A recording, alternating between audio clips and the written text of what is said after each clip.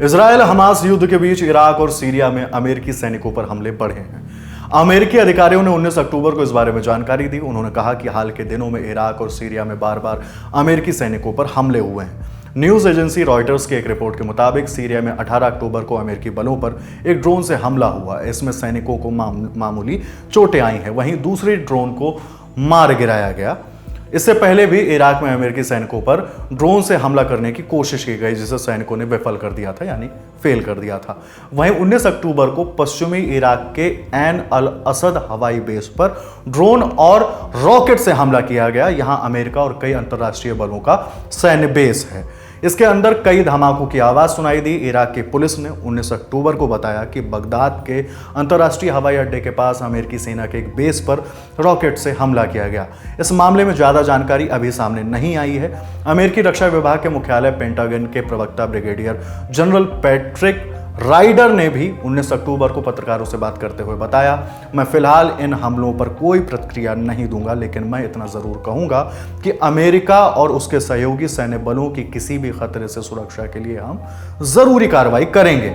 Brigadier rider ने Israel Hamas युद्ध से इन हमलों का कोई संबंध होने से इनकार किया है। उन्होंने कहा, हमारे पास मौजूद जानकारी के मुताबिक 7 अक्टूबर को हमास के हमलों से अमेरिकी सेना पर हुए हमलों का कोई सीधा संबंध नहीं है। अब एक जरूरी जानकारी, अगर आप यूपीएससी सीएससी की तैयारी कर रहे हैं तो अनअकैडमी लाया है आपके लिए एक शानदार मौका। दीजिए अनअकैडमी कॉम्बैट टेस्ट 22 अक्टूबर को और आप जीत सकते हैं 100% तक स्कॉलरशिप और ढेर सारे इनाम। डिस्क्रिप्शन में दिए गए लिंक पर रजिस्टर करें।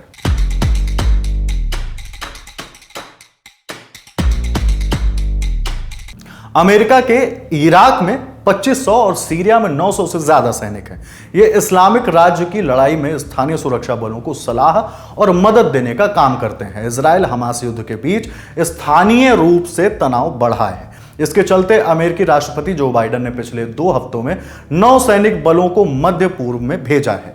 इसमें 2 एयरक्राफ्ट कैरियर, वॉरशिप और करीब 2000 नौसैनिक शामिल हैं। इजरायल के गाजा इलाके में हमले जारी हैं। 19 अक्टूबर को गाजा पट्टी पर हवाई हमले किए गए, जिसमें यहां का दक्षिण वाला इलाका भी शामिल था। यह वो इलाका है जहां फिलिस्तीन के नागरिकों को शरण लेने के लिए कहा गया था। शरण लेने वाली एक और जगह पर भी तगड़ा विस्फोट हुआ है। यह विस्फोट गाजा शहर में स्थित ग्रीक ऑर्थोडॉक्स चर्च में हुआ।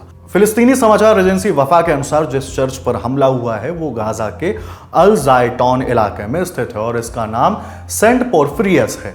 एजेंसी के मुताबिक ग्रीक ऑर्थोडॉक्स चर्च में मरने वालों की संख्या बढ़कर 8 हो गई है, जबकि दर्जनों अन्य लोग घायल हुए हैं। हमले में मारे गए लोगों में महिलाएं और बच्चे भी शामिल हैं। वफा ने आगे बताया कि मृतकों की संख्या अभी और बढ़ सकती है, क्योंकि कई लोग गंभीर रूप से घायल हैं। समाचार एजेंसी के मुताबिक हमले में चर्च के मैनेजमेंट ऑफिस की इमारत पूरी तरह से ढह गई, जिसमें कई फिलिस्तीनी परिवारों ने शरण ले रखी थी। इनमें ईसाई और मुस्लिम दोनों धर्मों के परिवार शामिल थे। अल जजीरा अरबी न्यूज चैनल ने सोशल मीडिया प्लेटफॉर्म एक्स पर इस घटना से जुड़ा एक वीडियो भी शेयर किया है। वीडियो क्लिप में 2 घायल पीड़ितों को गाजा के एक अस्पताल में एम्बुलेंस से ले जाते हुए दिखाया गया है।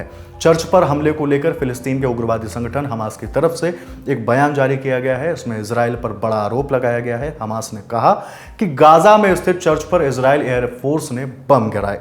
इसमें इजराइल पर बड़ा आरोप लगाया गया है। हमास ने कहा कि गाजा में स्थित चर्च पर इजरायल एयरफोर्स ने बम गिराया है।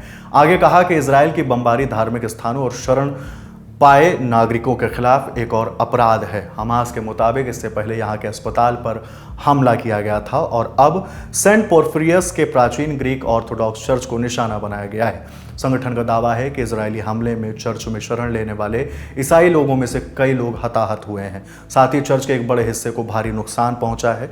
हमास ने मांग की है कि इस घटना को लेकर अंतर्राष्ट्रीय समुदाय और दुनिया भर की चर्च परिषदों को निंदा करनी चाहिए, ताकि पूजा स्थलों और शरण लेने वाले नागरिकों के खिलाफ इजरायल की इस फांसीवादी आक्रामकता को रोका जा सके। इस जानकारी जुटाए जाने तक चर्च पर हुए हमले को लेकर इजरायल की तरफ से कोई बयान नहीं आया था। गाजा के सेंट पोर्फिरियस चर्च का एक लंबा इतिहास है। इसका निर्माण 1150-1160 के दशक के बीच क्रूसेडर्स द्वारा कराया गया था और इसका नाम गाजा के 5वीं शताब्दी के बिशप के नाम पर रखा गया था।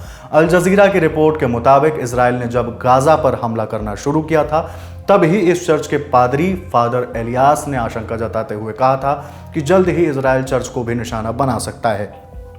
उस दौरान उनका यह भी कहना था कि किसी चर्च पर किया गया कोई भी हमला धर्म पर अटैक करने के बराबर होगा, क्योंकि ये न केवल एक घृणित कार्य होगा बल्कि मानवता पर भी हमला होगा। ये जानकारी आपके लिए जुटाई है हमारे साथी प्रज्ञा और अभय ने। मैं हूं हिमांशु। देखते रहिए दी लल्लन टॉक। शुक्रिया।